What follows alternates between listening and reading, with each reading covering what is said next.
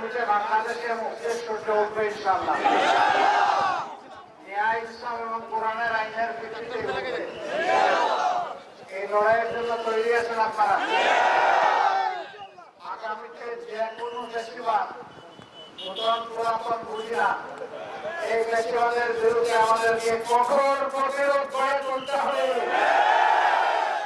এই প্রতিরোধের জন্য দেশবাসীকে প্রস্তুত থাকতে হবে ইনশাআল্লাহ।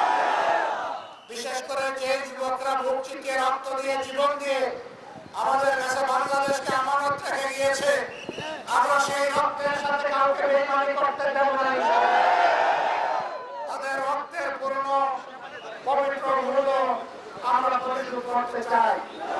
আমরা চাই এই ধরনের রক্ত যাতে বারবার দিতে না হয়, যাতে আগামী নির্বাচন সুস্থ আর সেটা নির্ভর করবে। আমরা যেন কোনো নির্বাচন চাই না। বাংলাদেশের বিভিন্ন জায়গায় ইদানিং রাজনীতির নামে অপকল্প আর উন্নত আমরা লক্ষ্য করছি। আমরা সংশ্লিষ্ট দলগুলোকে বলবো, সাবধান হন, নিজেদেরকে সামলান, নইলে জনগণই আপনাদেরকে সামলিয়ে দেবে। সবাই ভালো থাকবেন, আগামী লড়াইয়ের জন্য প্রস্তুত হন।